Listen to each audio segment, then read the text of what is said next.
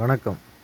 இடும்பைக்கு இடும்பை படுப்பர், இடும்பைக்கு இடும்பை படாதவர் என்றால் இதுக்கு என்ன பொருள்னு சொன்னால், இடும்பைக்கு இடும்பை படுப்பர்ன்னு சொன்னால் இடும்பைங்கிறது துன்பம்.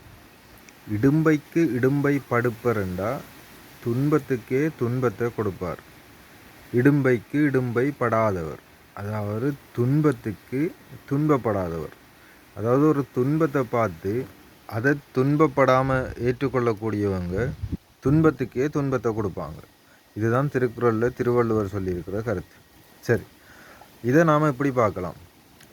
நான் கதைக்கிறது திருக்குறள் கதைக்கிற நண்டு இல்லை, அதே மாதிரி தத்துவங்களை பற்றி கதைக்கிற நண்டும் இல்லை. பொதுவாக என்ற கருத்துக்களை பற்றி தான் நான் கதைச்சு கொண்டிருக்கிறேன். எனக்கு கருத்து, நான் பிறந்த உடனே எனக்கு கருத்தெல்லாம் வரையில் நான் படித்ததையும் நான் அறிஞ்ச கொண்ட விஷயங்களையும் வச்சுக்கொண்டு தான் எனக்குண்டு ஒரு கருத்து இருக்குது. அப்போ இது நிறைய வகையான புத்தகங்கள் மூலமாகவோ நிறைய வகையான அறிவுகள் மூலமாக வந்தது. எல்லாத்தையும் சேர்த்து தான் நான் கதைப்பேன். அதனால் எனக்கு இது இவர் சொன்னதுண்டு எல்லாத்தையும் எனக்கு பிரித்து சொல்ல இயலாது. அப்படியாக பிரித்து சொல்லக்கூடிய, எனக்கு சரியாக ஞாபகம் இருக்கக்கூடிய பிரித்து சொல்லக்கூடிய கருத்துக்களை பிரித்தும் சொல்லலாம். சரி, மற்றது முக்கியமான விஷயம், நான் கதைக்கிற முறையோ பிடிச்சிருந்தால் மட்டும் இந்த வீடியோவை சப்ஸ்கிரைப் பண்ணி வச்சுக்கொள்ளுங்கள் சேனலை. அப்படின்னு சொன்னால் தான் உண்மையாக தேவையானவங்களுக்கு இந்த வீடியோ போய் சேரும். உங்களுக்கு நான் கதைக்கிறது பிடிக்கல, ஆனால் என்ன பிடிச்சிருக்குன்னு சொல்லிவிட்டு யாரும் சப்ஸ்கிரைப் பண்ணாதீங்க.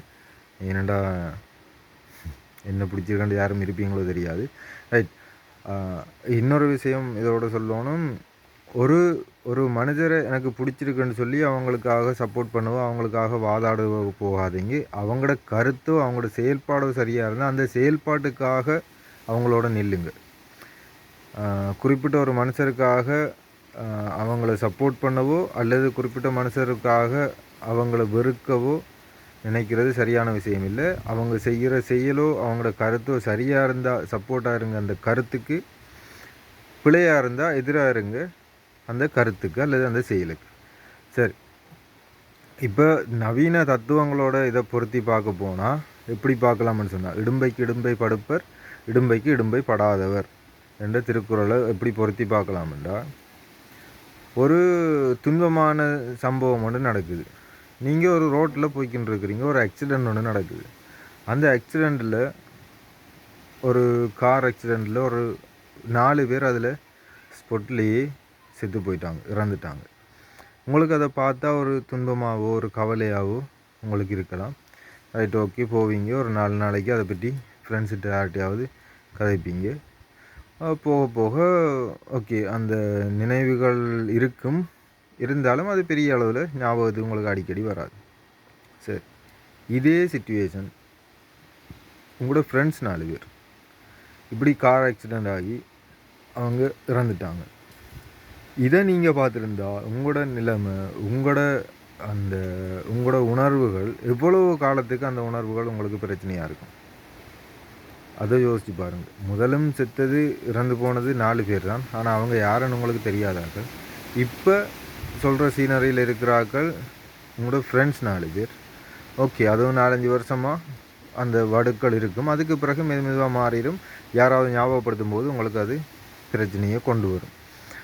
சரி, இதே உங்களோட ஃபேமிலியில் உங்களை சுற்றி வர உள்ள உங்களோட அப்பா அம்மா பிள்ளை இப்படியான ஆக்கள்னு சொன்னால் இந்த துன்பம் உங்களுக்கு எவ்வளோ பெரிய துன்பமாக இருக்கும், எவ்வளோ பெரிய மனக்கவலையை கொண்டு வரும். ஸோ இதன் மூலம் சொல்ல வர்றது என்னென்னு சொன்னால், நடந்த சம்பவம் 4 பேர் ஆக்சிடெண்ட்டில் செத்துது. ஆனால் அந்த 4 பேர் உங்களை எப்படி இன்ஃப்ளூயன்ஸ் பண்ணியிருக்காங்க, அந்த 4 பேர் உங்களுக்கு எந்த அளவுக்கு முக்கியமான ஆக்களோ அல்லது நீங்கள் அந்த 4 பேரை எந்த இடத்துல வச்சுருக்கிறீங்கிறத பொறுத்து தான் உங்களோட துன்பம்ங்கிறது ஒரு அளவு வரப்போகுது. அந்த 4 பேர் உங்களோட ஃபேமிலி மெம்பர்ஸாக இருந்தால் உங்களுக்கு துன்பம் கூட இருக்கும். ஃப்ரெண்ட்ஸாக இருந்தால் அதுவும் கூடத்தான் இருக்கும், ஆனால் ஃபேமிலி மெம்பர்ஸ் அளவுக்கு இல்லாட்டியும் கூடத்தான் இருக்கும். அதே மாதிரி உங்களுக்கு யாருண்டே தெரியாத ஆக்களாக இருந்தால் அதுவும் ஓரளவு குறைஞ்ச அளவு தான் உங்களுக்கு இருக்கும். இதே மாதிரி தான் உங்களுக்கு ஒரு ஆள் துன்பத்தை தரவழிக்கிட்டா, துன்பத்தை தாரவங்களுக்கு ஒரு சம்பவம் ஒன்று நடக்குதுண்டா, அந்த சம்பவத்தை நீங்கள் எப்படி எடுத்துக்கொள்கிறீங்கிறத பொறுத்து தான் உங்களுக்கு துன்பம் அல்லது உங்களுக்கு இன்பம். ரெண்டுமே நீங்கள் எப்படி எடுத்துக்கொள்கிறீங்கன்றதை பொறுத்து தான் அது வரும். சரியா? ரைட். இதுக்கு எல்லா ஒரு சந்தர்ப்பத்திலையும் எல்லா விஷயங்கள்லையும் நல்லதும் இருக்கும் கெட்டதும் இருக்கும். நாம் அதில் இருக்கக்கூடிய நல்லதை எடுத்துட்டு கெட்டதை ஏற்றுக்கொள்ளணும். ஒரு சம்பவம் ஒன்று நடந்துட்டு, நான் பைக்கில் போனால் போல் ஆக்சிடெண்ட் ஆகிட்டேன். ஆக்சிடெண்ட் ஆகி கால் உடைஞ்சி ஒரு 3 மாதம் பெட் ரெஸ்ட்டில் இருக்கிறேன். சரி, இப்போ என்ன இதில் நல்லது நடந்துருமென்னு நினைக்கிறீங்க? நடந்தது. என்ன நல்லது நடந்ததுன்னு சொன்னால், நான் 3 மாதமாக பெட் ரெஸ்ட்டில் இருக்கும்போது எனக்கு பொழுதுபோக்கு இல்லாமல் பெரிய எரிச்சலாகவும் பெரிய துன்பமாகவும் இருந்தது.